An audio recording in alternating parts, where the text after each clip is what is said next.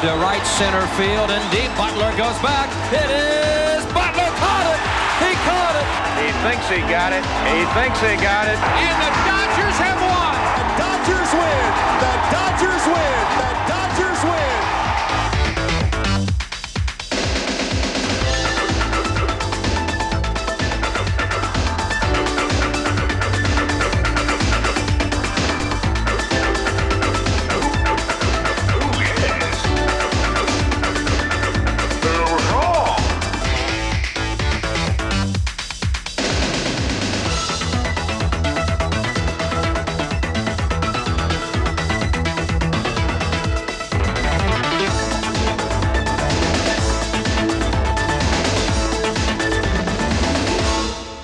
The Great Race, the story of the 1991 Los Angeles Dodgers.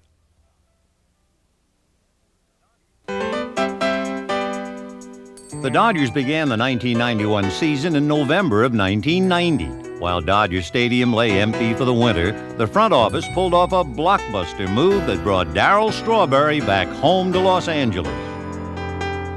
Such a great organization, probably the finest organization in baseball. And I'm very pleased to be a part of this organization at this point in my career. And I'm really looking forward to some exciting things happening here in LA. It's so nice to be back home. Marking the return of the prodigal son, LA's Crenshaw High hailed its former star.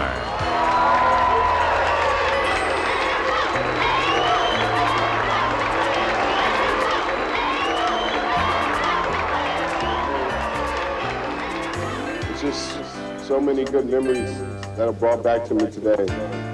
From the days I started here at Crenshaw High, and the people I've been with. You know, it has nothing to do with how successful you get and what happens in your life and what you make in your life. It has to do with, you know, the people that's been with you all your life and supported you. You know, through your good times and also through your bad times.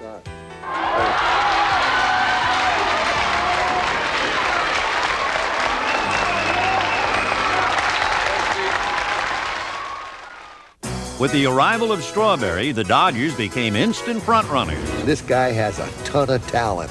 This guy is one of the most awesome players in the Major League. Loves wearing that Dodger uniform. I am proud and honored to have a player, not only the caliber of baseball player he is, but the outstanding young man that he is. And you're going to see what this guy can do on the baseball field. He is awesome. The Dodgers might have said the same about their other off-season acquisitions, leadoff hitter Brett Butler and backup catcher 11-time All-Star Gary Carter. There were more new faces at Dodger Town as ex-New York Met Bob Ojeda spruced up LA's already trumpeted pitching staff, along with former Expo Kevin Gross. During spring training, the Dodgers went to Monterrey, Mexico for an exhibition game. For Fernando Valenzuela, it was an emotional event. He was pitching in front of his fellow countrymen, and as it turns out, was making one of his final appearances as a Dodger. It was 10 years ago that a rookie screwballer dazzled the baseball world, winning the Cy Young and the Rookie of the Year award. What a way to start. Fernando Valenzuela in his first big league start pitches a shutout. And a little child shall lead them. In no time at all, Fernando Mania gripped L.A. The crowning moment of Fernando's remarkable career came against the Cardinals, June 29, 1990, when he became the first Dodger in 10 years to throw a no-hitter. But after an ineffective spring, a wonderful chapter in Dodger history came to an end. Still, a loose and confident Dodger team left spring training with every reason to be thinking positive thoughts. I want them from day one to believe that they're going to finish number one. If they believe they're going to finish number one, then they'll work like a number one team. And if they work like a number one team, then they'll play like a number one team. And if they play like a number one team, that's exactly where they'll finish. Where the Dodgers started was, ironically enough, Atlanta, playing the very team they would battle to the finish. The Braves came out charging, but the Dodgers arrived swinging. Brett Butler started things off by doing what he would do all season, get his team going. The Dodgers did what they would do all season, battle back. And in a sign of things to come, the lead went back and forth until L.A. got the best of the Braves with a 6-4 win. Looking sharp, Tim Belcher set the tone for his season as he picked up the first of his 10 victories. The next day, the Dodgers unveiled more hot stuff, lively leather from Brett Butler. And dazzling fastballs from Ramon Martinez. Martinez picked up the win, Jay Howell got the save, and the Dodgers swept the mini-series to go home 2-0. When they got home on April the 12th, the Dodgers and their fans honored the troops who fought in Desert Storm. Former President Ronald Reagan threw out the first pitch, but the celebratory mood was somewhat dimmed by LA's loss to the Padres. It didn't get much brighter as the Dodgers lost their first 5 home games. But when the Braves tried to sweep them, Cal Daniels made the most of this opportunity. And the first pitch is hit in the air to left field and deep. Back goes Sanders, away back, it's gone. Grand slam home run. The Dodgers had their first win at home thanks to Cal's 6 RBIs. And as he reminded the Giants next night, when you're hot, you're hot. Tonight, 4-1 Dodgers. Watch next one. A high drive to right field. Cal Daniels has hit it out. Wow. 10 runs batted in 2 evenings at Dodger Stadium. That is a very, very tough 2 nights for Cal Daniels. Brett Butler loaded up his ammo and fired off a personal best. Line drive base hit for Butler. There it is, equaling his high. 5 hits in the game for Brett. Nice moment for him to do it against San Francisco. The way Butler was playing in April, it's no wonder the Dodgers wouldn't dream of having anyone else at the top of the order. Butler has exceeded my expectations. I always liked Butler. I always knew that Butler was a good ball player, but he's better than I thought he was when you have him on your team. Hard-nosed, loves to win, tremendous competitor. You don't realize how good he is until he comes and plays for you. Brett Butler, that to me is the MVP of the league, of the universe this year because of what he means to our club. With hits and walks, I mean, this guy is on base all the time, and you can't ask for anything more. Best in the league in getting on base, Brett Butler. Butler continues to fulfill the definition of exactly what a good leadoff man is. I believe right now that Brett Butler is the best leadoff man for this particular year in baseball. To be sure, Butler came up with every which way to get on base. He ranked second in the league in both on-base percentage and hits. He batted .296 and put together the longest hitting streak in the league, 23 games.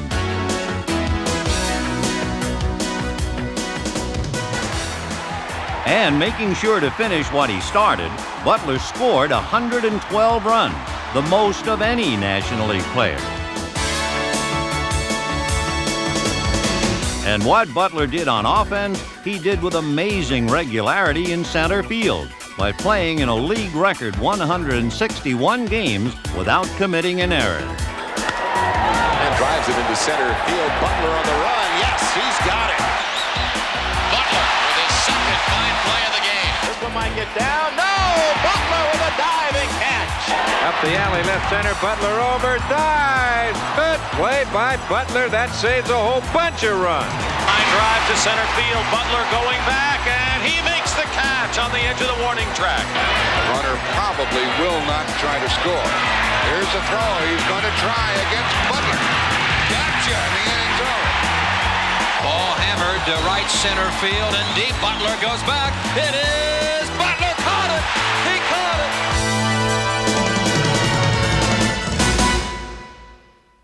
On May 7th, the Dodgers went to New York to play the Mets. It was Darryl Strawberry's first time back to face his old teammates, and the visit had all the excitement of opening night on Broadway.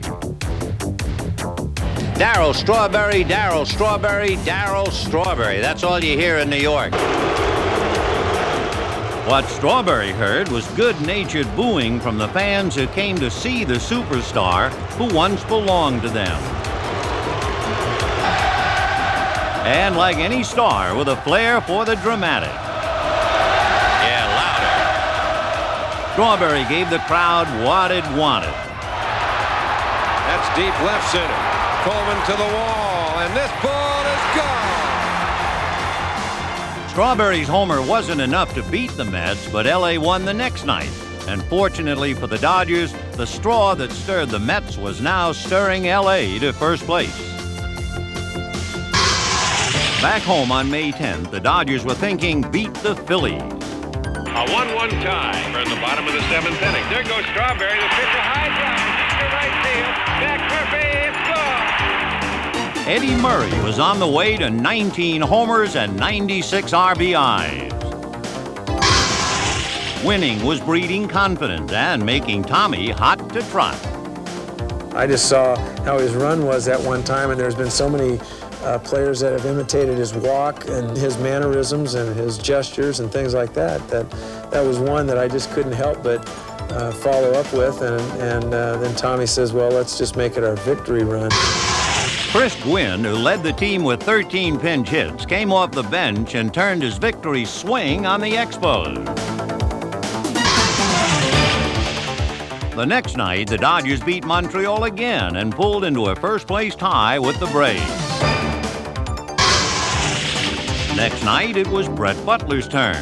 One out, the 3-2 pitch. A soft line drive, base hit in the left center field. Offerman coming to the plate. He is saved! Dodgers lead. On May 17th, the Dodgers had a chance to gain ground in first place. Darryl's ex-teammates were in town, and after the Dodgers lost the opener, they caught a few breaks, and then a few more. The Mets didn't know if they were coming or going and made 6 errors in 2 games. Jeff Hamilton hits it to third, and it goes right under the glove. It's a fair ball. 2-run score. What an inning. 3 errors, 2 walks, a hit. The Dodgers have scored 4 times and lead 4-2. The good times were rolling at Dodger Stadium, and Tommy's victory run was becoming old hat. The series put Los Angeles in first place, where they would stay for 103 days. In late May, the real number 55 was about to make his return, a moment the Dodgers and their fans had been hoping for. As much as Darryl Strawberry meant to the offense, Orel Hershiser had long meant to the pitching. But a year ago, April, when facing the Cardinals at Dodger Stadium, Hershiser felt a twinge in his pitching shoulder. The next thing he knew, he was having his shoulder reconstructed, and it would be a long time before he'd make his way back.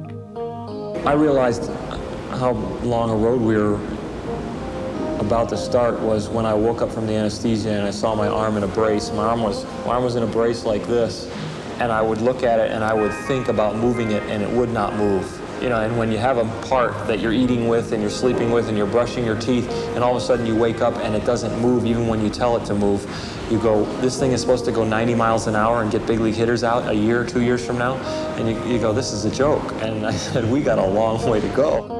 Hershiser's rehabilitation program began almost immediately after the surgery. But sometimes the road back was even more difficult and more frustrating than Orel anticipated. There were probably 2 or 3 times when I thought we were going to make it, and then all of a sudden I was hit with a setback, and all of a sudden it was a big problem.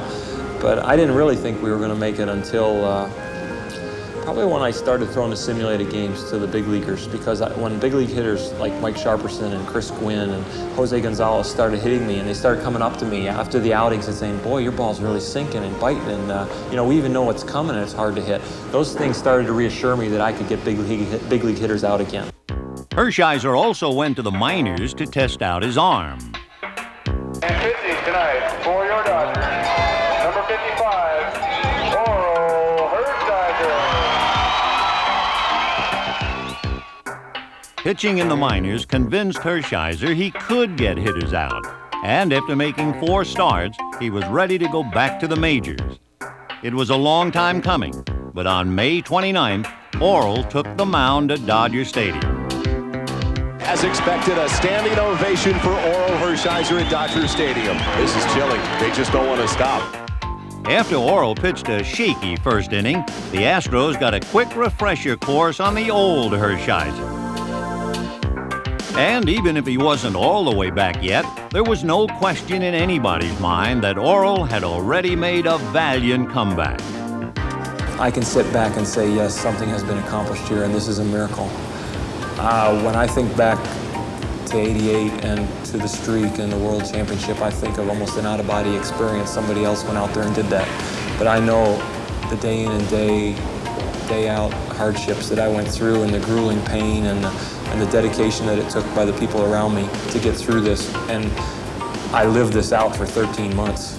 And the '88 was like a flash. It's like 35 days and it was gone. 13 months is a big part of your life. In June, the Dodgers honored Hershiser's battery mate, Mike Scioscia, as he set the club record for games caught. Here's a throw from Griffin to Scioscia, and he's gone. He's incredible. You know, the way he blocks, especially without the ball. Here comes the relay to Harris. The throw home! He's going to block the plate, so you just got to try and knock him over. Is he the best at that? He's the best. Throw to Scioscia. He is out. What a tag by Scioscia. I have never in my life seen a catcher block home plate like Mike Scioscia. Displaying remarkable resilience, Scioscia has played in over 100 games each of the last 8 seasons, a claim no other catcher in the league can make. And in passing Johnny Roseboro to become the all-time Dodger leader in games caught, he has held steady as one of the game's finest defensive catchers while carrying on in an illustrious Dodger tradition. I know there are 3 great catchers who are on the Dodger list ahead of me, 3 of the greatest catchers ever to wear the uniform and wear the equipment. And I'm very proud of what they accomplished, and that's what makes it meaningful to what I've accomplished. In Scioscia, a Dodger legacy proudly continues. The Dodgers went into June on top of the West by a game and a half. They were on the move and building their lead in dramatic fashion. They would hit a season-high .271 and, most of all, show they knew how to win when the chips were down. I tell you, it's the motivation from Brett Butler. You know, he said never die, you know, and things like that, and get a lot of support from Gary Carter and guys who've been there. And Darryl, they kind of yell out, say, hey, it's not over, we're still in this ball game. We're constantly telling ourselves as a team, we're going to win this ball game, and we're not doubting ourselves. So what happens is we make things happen. As Lenny Harris did against the Cardinals in the bottom of the 9th. And up the middle, it's a base hit. That's a winner. Samuel touches the plate, and the Dodgers beat the Cardinals. Lenny Harris with the game winner. 4 nights later, Tommy found an 11th inning hero in Chris Gwynn. And he drives it deep into right center field. It's got a chance. It's off the wall. Scioscia will tie it. Gwynn on his way to third.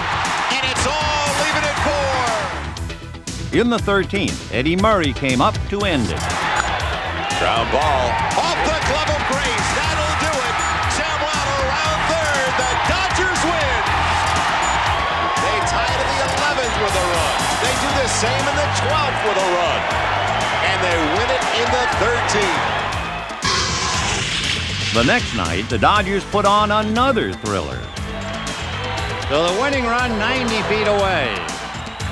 An 8-8 tie in the bottom of the 9th. Mike Scioscia is due up. Here's a 2-2 pitch to Mike. Curveball whacked into right field. Dodgers win it 9-8. Another win by comeback, and what a stretch. 13 wins in 18 games. In 2.5 weeks, the Dodgers increased their lead by 5 games and now had their biggest margin of the season. If the Dodgers were rolling, Juan Samuel was a big reason. With speed and power and a first-half average of .313, he became a three-time All-Star, while giving the top of the order lots of get up and go. Working closely with Brett Butler, we really were working the hit and run well. Him and I used to get together. Even before he went to the on-deck circle, and I used to tell him, well, second pitch, hit and run. And there goes Butler. He got a big jump and a base hit.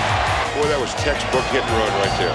He was doing everything right, and that enabled me to score a lot of runs and to get positioned to score some runs. Bouncing ball up the middle and a base hit for Samuel. And the Dodgers have a 1-0 lead. In the first half of the season, everybody knew that Juan Samuel was not only the most valuable player of the Los Angeles Dodgers, but probably of the league.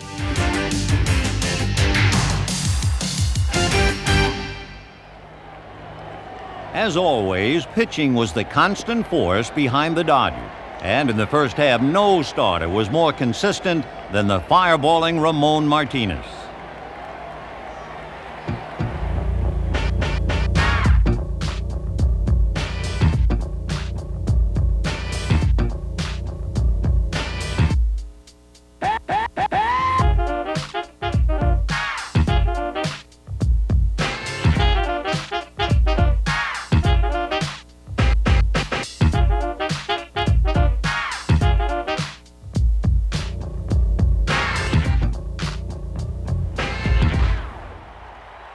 As the bright young star of the staff, Ramon won 7 straight decisions and wound up the first half 12-3. On July 5th, the Dodgers closed out the first half with a 3-game series against the Braves. Tom Glavine outpitched Tim Belcher in the opener and beat L.A. 4-1. Determined to strike back, the Dodgers got a change of perspective in Game 2.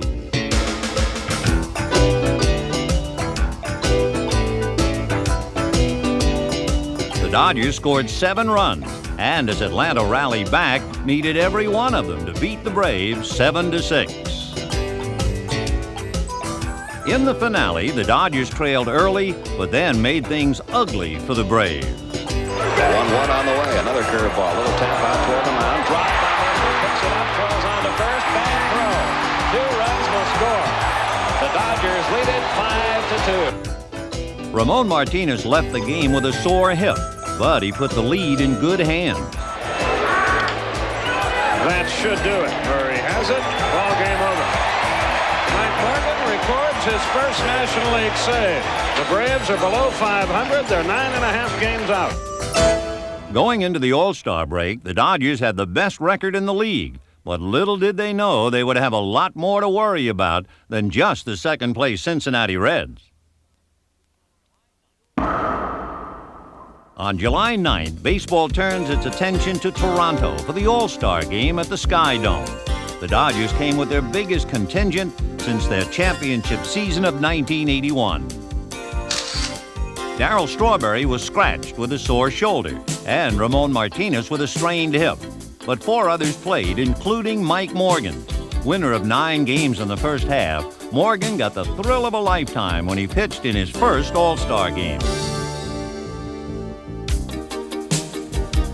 In a perfect 8th inning, Morgan did his part against the American League, setting down 3 straight All-Stars. Amateur baseball stars got a chance to show their talents at Dodger Stadium when the International Baseball Association played its World All-Star game in Los Angeles. As players from all over competed in the event, the Dodgers demonstrated their commitment to making the game of baseball a truly international sport.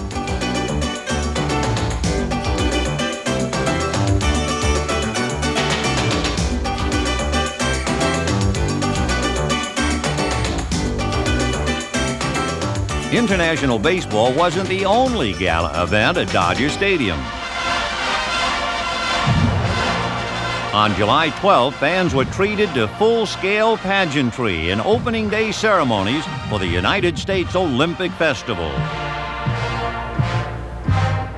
In 1984, Dodger Stadium hosted the demonstration baseball events at the Olympics. Next year, at the 1992 Olympics, baseball will be a gold medal sport for the first time.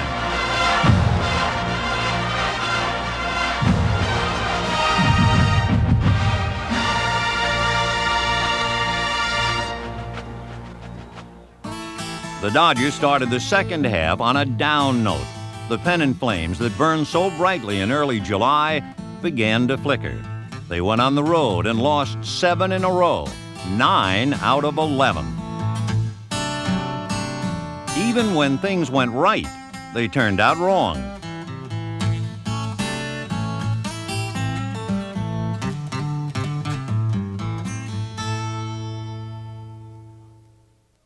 All of a sudden, the Dodgers' lead fell to 3.5 games, and now there were 3 teams in the race.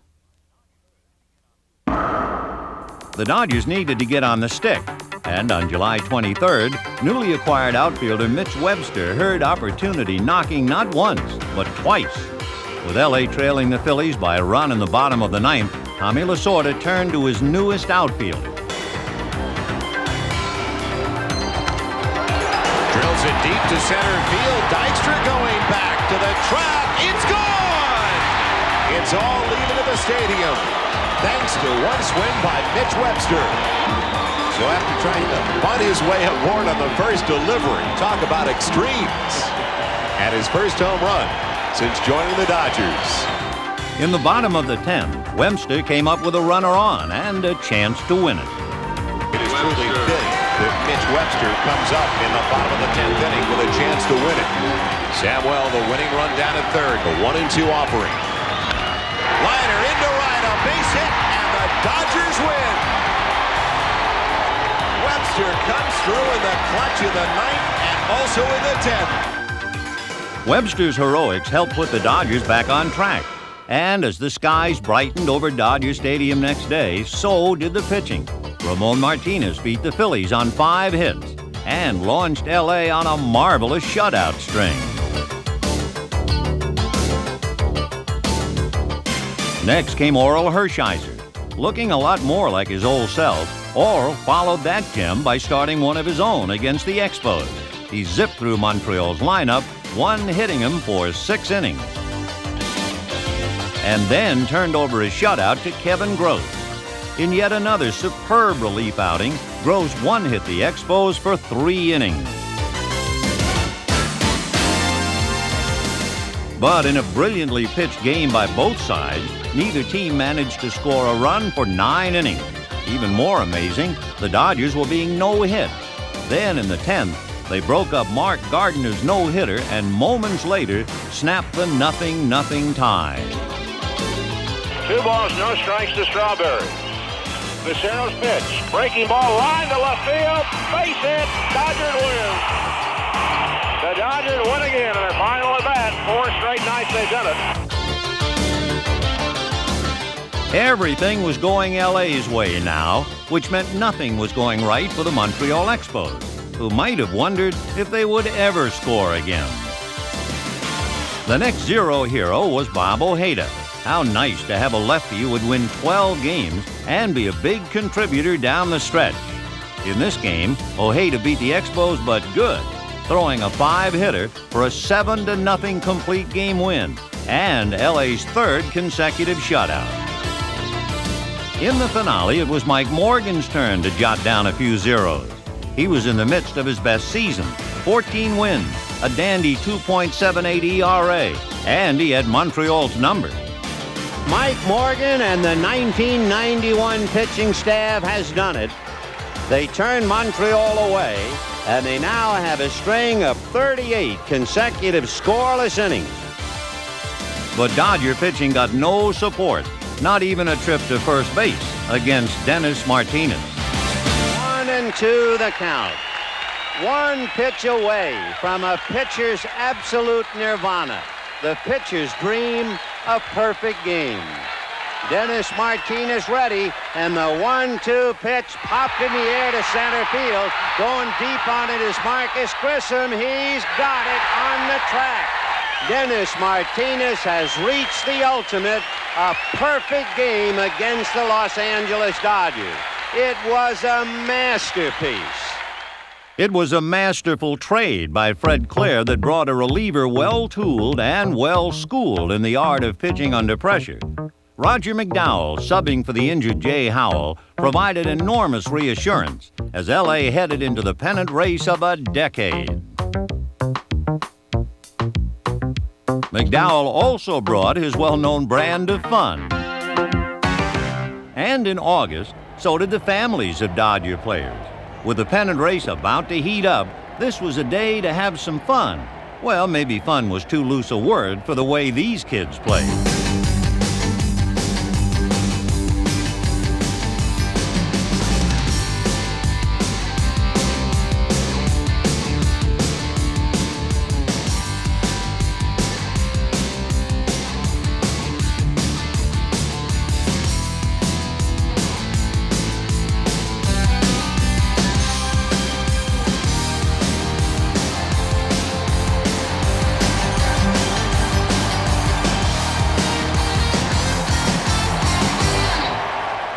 The kids were all right,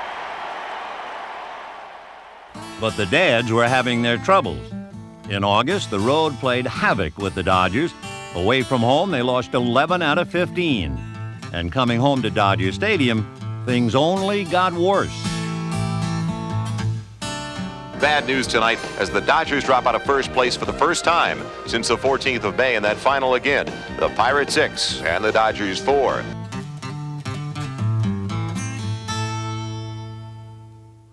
Not only were the Dodgers now battling the Braves, but this was about to become one of baseball's great pennant races. If ever the Dodgers needed Darryl Strawberry, they needed him now. Back in May, he hurt his shoulder, and as much as he wanted to play well for his hometown team, he hit .229 in the first half and collected 8 home runs. But in July, Straw didn't just stir. He made such a racket his bat left aftershocks.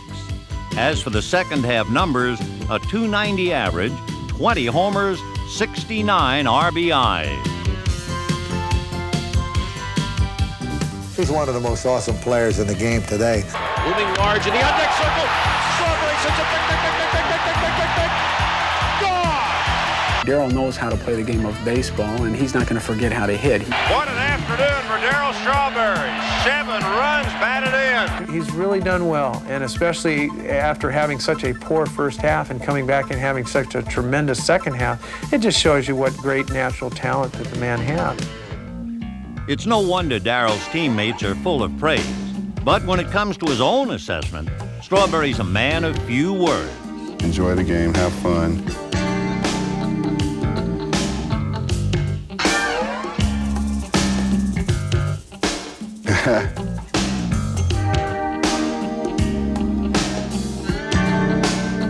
Just going out and being able to do it.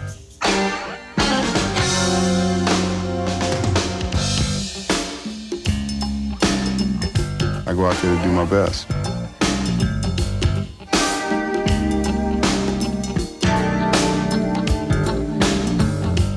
I got a job to do.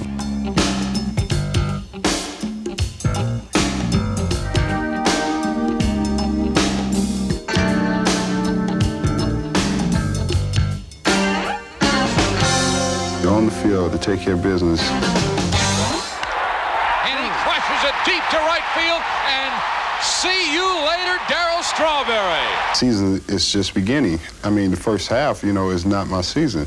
I mean, the season is now. The Dodgers and the Braves couldn't agree more.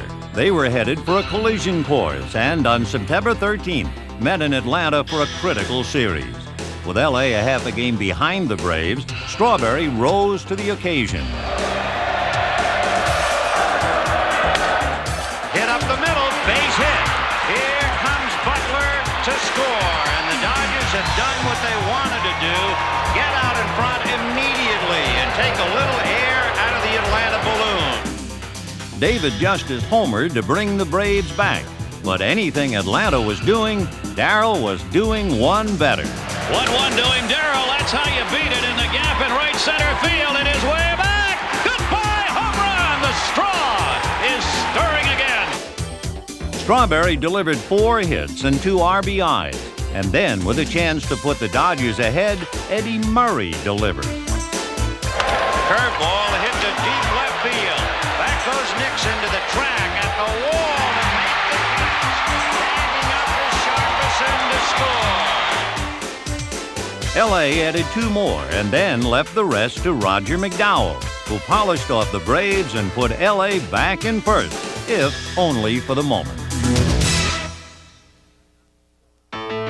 Game 2 turned out to be a long and rainy affair that lasted 4 hours and 10 minutes. And when it ended with a 3-2 Atlanta win in the 11th inning, the Braves were back in first. In the finale, the much-hailed matchup went to Steve Avery. He beat L.A. 9-1 and upped Atlanta's lead to a game and a half. The Dodgers may have been glad to be back home, but now they face the prospect of falling further out of first. Reds 3 runs, 10 hits. Dodgers 2 runs, 6 hits. Offerman, the tying run at second. Javier at first. Dibble out of a stretch. The 1-2 pitch is a ground ball to the hole. Base hit to left field. Here comes Offerman to score. Tie it up 3-3. As they had done all season long, the Dodgers came from behind. But they'd have to do it again as the Reds scored 2 in the 12th. 2 minutes until midnight at Dodger Stadium, and the Dodgers trying to come from 2 runs behind. All right, the stretch by Power. The 3-1 pitch. Swung on it, driven to the right field corner. It's going to fall for a base hit and roll all the way to the wall. Around the wall it goes. It's in play. Strawberry will score. Murray's going for 3. He's going to make it standing with a triple. 5-4 Reds. Then, looking for his first Major League hit, Eric Karros came up. He was a rookie, but he needed the nerve of a veteran. The 0-1 pitch. Swung on it, driven to left field and deep. This ball is going to go all the way to the wall. Murray scores. Here comes Webster. He'll be held on a double by Eric Karros, and the Dodgers have tied it. Jeff Hamilton showed his nerve, and coming up with 2 runners on, made some noise against Cincinnati's drawn-in outfield. Here's the 0-1 pitch. Swung on a fly ball to center field, over the center fielder's head. The Dodgers with 3 in the 12th, win 6-5, and are only a half a game behind the Braves. In a seesaw race that saw the division lead change hands 7 times in September, the Dodgers now had a chance to go back on top. Cal Daniels and Eddie Murray belted the Reds with 5 runs. And then the Dodgers' choice new pickup, Steve Wilson, came on to save it. Will the Dodgers be 20 games over the 500 mark and back in first? Yes! The Dodgers are the leaders once again in the National League Western Division, and Steve Wilson has his first save as a member of the Blue Crew. Wilson liked the pressure so much, he figured why not face a little more the next night. Coming in with 1 away in the top of the 9th, trying to keep the Dodgers in first place as Atlanta has already beaten San Diego 6-4. Will it be a half-game lead for the Dodgers or a half-game deficit? Ground ball, double play ball for Griffin on his way to Murray. The Dodgers win. Wilson with the save, and the Dodgers maintain sole possession of first. With first place on the line and both teams red hot, it was time for the big showdown in L.A., the Braves versus the Dodgers, Part 2.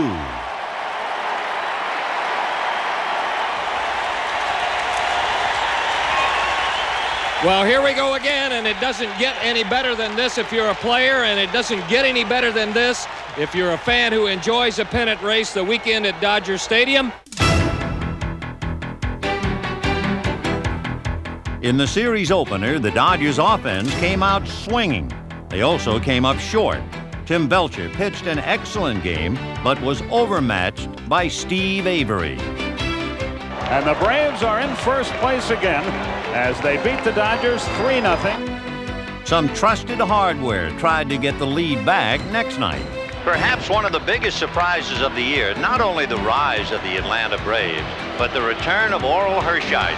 And when you consider the surgery that he underwent, it is hard to believe that he would be the fella out on the mound in such an important game. Hershiser pitched brilliantly, as he's done so many times before, but the Dodgers trailed 1-0 in the 8th. They wouldn't go down without a fight, if at all. And now this crowd is really alive. First and third, 1 out in the 8th, 1-0 Atlanta. They will go to the veteran Mitch Webster. Line drive, base hit. It worked again. Samuel scores. Griffin to second, a 1-1 tie. The game stayed tied. Then the Dodgers had a chance to win it. Now we're in the bottom of the ninth inning. The Dodgers tied up. First place at stake. Cal Daniels will check in at the plate against Mike Stanton. Fastball hit up the middle. Base hit for Daniels. That should set some wheels turning. Would Daniels steal? Would Juan Samuel bunt? No to both. But the wheels did turn. Hit in the air towards the gap in right center. There's nobody there. It goes to the wall. Daniels being waved around third. Daniels will score. Juan Samuel triples in the gap in right center field. And the Dodgers pull it out and go into first place. The next day, the series finale. Dodgers at home against the Atlanta Braves. The Dodgers in first place, leading by a half a game. It'll be Martinez and Glavine. And who could ask for anything more? The Dodgers seemed to ask for extra efforts. Mike Sharperson delivered one in the first. And that's hit to the gap in left center, and it will fall for a base hit. And going for two is Sharperson, and he is in there. The extra effort was contagious. On the hands, hit down the right field line. Fair ball. Sharperson scores on a double. No, he's going for three. Strawberry in there. If at first, you try again. If at third, you drive him in. Curveball hit into left field. 2-0 Dodgers. The Dodgers' big guns gave Martinez a two-run cushion, and then, to help his own cause, Ramon got on the stick and showed a little punch of his own. That's hit well, right center field, and this ball way back, it's good. Ramon Martinez, his first home run of the year, and the Dodgers lead it 3-0. Ramon was an asset at the plate and a must on the mound, where he too hit the Braves. The Dodgers could not have asked for a more clutch performance from Martinez. In notching his 17th win, Ramon shut out the Braves for 7 innings. Roger McDowell came on in the ninth. Big chopper to short. Alfredo to Murray. And the Dodgers are a game and a half in front of the Atlanta Braves. Taking 2 out of 3 in the most crucial series of the season to date, Tommy's troops made it an 11-7 overall against the Braves. Tommy Lasorda celebrated his 64th birthday during the Atlanta series with almost 50,000 of his closest friends. No need to fear calories from that cake. Tommy swam 101 laps as part of his goal-oriented regimen. You got to believe, Mark. You got to believe you can do this. Everybody has to set goals in their life. And I set the goal of doing this 101 lap today for my 64th birthday. And I got to do it because the difference between the possible and the impossible lies in the person's determination. You can achieve anything you want in life. All you got to do is believe. And I believe. It's no wonder the Dodgers believe in Lasorda. His 1,369 wins rank second only to Sparky Anderson among active managers. What's more, Lasorda has won 6 division titles, 4 pennants, and 2 World Series. Tommy's pumped. Tommy's always pumped. That's right, yeah. All right on him, buddy. Come on now. He's like that day in and day out. And the pasta sauce isn't bad either. Now watch Tommy Lasorda. Did I say he was calm and cool and collected? Appearances are deceiving. Religion is not. Tommy Lasorda, who is asking for a victory. Always looking up at the booth. See, just wave. Look. Hi, Tommy. How you doing, pal? How are you? Tommy always knows the camera's on him, doesn't he? Right out there in the sunlight where he takes a very nice picture with that swell figure. He was born for Hollywood. Being a successful manager is one part humor, one part strategy, and as Tommy has discovered over the years, many parts attitude. When I come into the clubhouse, no matter how dejected or depressed or tired I might be, I got to put on a new face. I got to put on a winning face, a happy face, a confident face, an enthusiastic face, because all of those are contagious. Because if I walk in depressed, dejected, and tired, and my players see me that way, that's going to be the attitude and the atmosphere of the club. But if I walk in full of self-confidence and enthusiasm, hey, we're going to get these guys. Hey, come on, you're going to give me 2 hits. You're going to do this. You're going to do that. All of a sudden, you can feel the attitude and the atmosphere in a different way. Lasorda is the dean of active managers with 15 seasons of continuous service. But he's been in the Dodger organization for 42 years. As the season came down to a heart-stopping final week, the Dodgers were a game up, but the Braves went on a roll. They come back to win it in 13 and sweep this series to keep the pressure on the Dodgers. Our final score in 13, Atlanta 6, Houston 5. Meanwhile, in Los Angeles, the Dodgers were in trouble. They trailed San Francisco 2-0 in the 8th.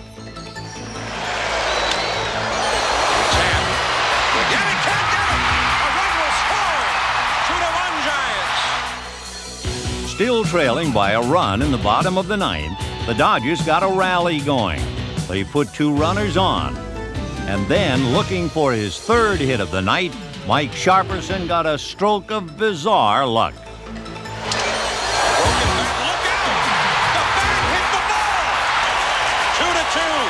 Strawberry coming up. It's a hit and a run batted in for Sharperson. This is an unbelievable play. Matt Williams knocks it down, and the ball hits the bat and knocks it down again. And everybody in Dodger Stadium is standing. 2-2, 9th inning, 1 out. There is Butler, and he's what it's all about. If they get him home, the game will be over.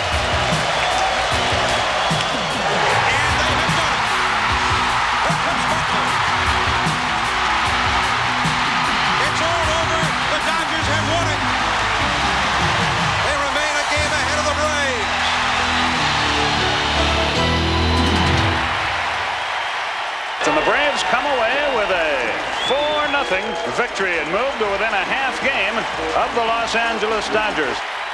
The Dodgers needed a win against the Padres, and this man did not disappoint. 26th home run. Bam. For Strawberry, this is his 18th home run since the All-Star break. And he has really had his second half. John Candelaria would make 59 appearances in relief, none more critical than this one against San Diego to keep LA in first with 5 games to go. There's a fly ball deep right field. Back goes O'Neill. He's at the wall. Braves lead. Braves lead. Braves lead. The Braves were in the midst of an unbelievable comeback that put even more pressure on the Dodgers. Strike 3 call. Braves win. Pena does it again. The Braves trailed Rio 6-0, and they won the game 7-6. Look at the mob scene around the mob. The pressure is on the Dodgers again. The Braves have battled back. The Braves have beaten the Reds 7-6. And for the Dodgers tonight here in the Hotel California, this could be heaven or this could be hell. As Gerald Clark swings and misses, the throw by Sosa, it's heaven right now. With the pressure pounding at the Dodgers to beat San Diego and stay a game up on Atlanta, it was hammer time yet again for the red-hot Strawberry. He skies one to right center field. Back goes Jackson. Back he goes. Gone. Home run number 27 out of the air for Darryl Strawberry. LA went into the 9th inning with a 3-1 lead, but Tommy Lasorda wasn't taking any chances, reached deep into his bag of tricks to pull this one out. Roger McDowell is now the left fielder for the Dodgers. And to the mound, John Candelaria. I wonder if he catches a fly ball, does he just run into the mound with it? We'll never know because McGriff is struck out. McDowell went back to the mound to finish the game. Candelaria headed for the dugout. And so far, Lasorda's strategy was working like a charm. Samuel to Murray, and the Dodgers maintain their one-game lead with 4 to go. Relax, said the nightman. You are programmed to receive. You can check out anytime you like, but you can never leave.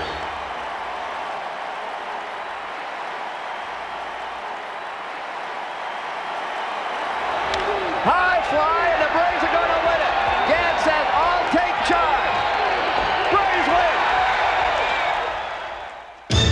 win. The pressure was on the Dodgers to beat the Padres. And for the third game in a row, the straw stirred. Big time. Darrell 1 for 2. Lifts it deep to straightaway center field. Jackson going back. It's gone. The Dodgers take the lead. Number 28 for Darrell. And 99 runs driven into the season, as he has driven in all 3 for the Dodgers this evening. The Padres tied the score in the 6th. And then in the 8th inning, fate took a bizarre and ominous twist when the ball suddenly found a life of its own.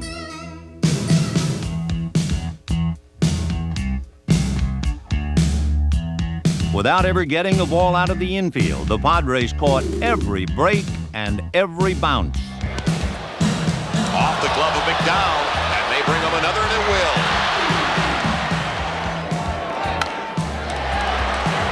Will it go foul? Socha won't take a chance, and it's another infield single and another run for San Diego. By the time it was over, the Padres scored 6 runs in the inning, beat LA 9-4. The loss dropped the Dodgers into a tie with 3 games to play, all in San Francisco. No one could have dreamed of such a finish. On Friday night, the Dodgers lost while the Braves won. Atlanta was now up by a game.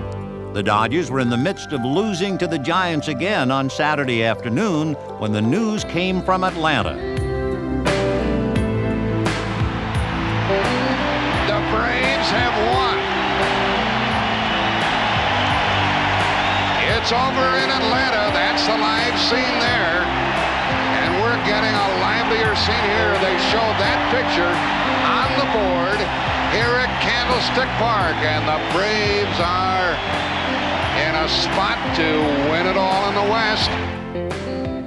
The Dodgers were shut out by the Giants, and the division title went to the Braves. The great pennant race of 1991 was over. And even though the Dodgers had the best record in baseball over the last month, their 93 victories was one too few. Still, the Dodgers had a glorious season. With a never-say-die spirit, they played their hearts out, most defiantly down the stretch when they had or shared the lead for 26 days. On the way to the best ERA in the majors, the pitching staff showed its true blue colors and was never better than in the final month. And as the Dodgers battled through their closest pennant race in more than a decade, their hitters came through time and again. With more talent on its way up, the future of the Dodgers looks only brighter.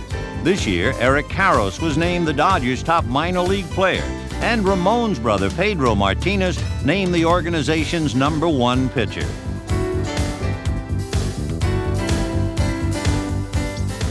Nowhere is the team's winning tradition more celebrated than at Dodger Stadium.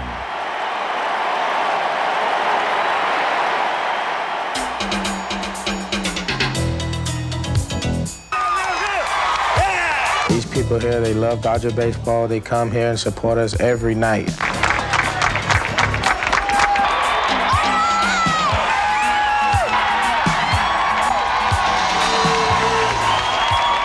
The fans are the 10th player on our ball club.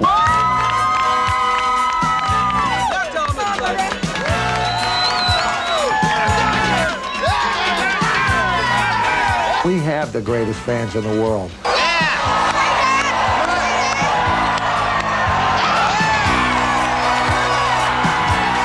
Knowing that we're going to have a nice crowd every night makes it exciting.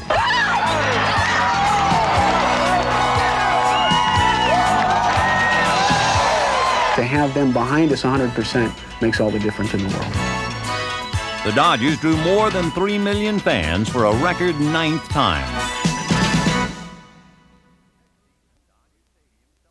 Next season, Dodger Stadium celebrates its 30th anniversary.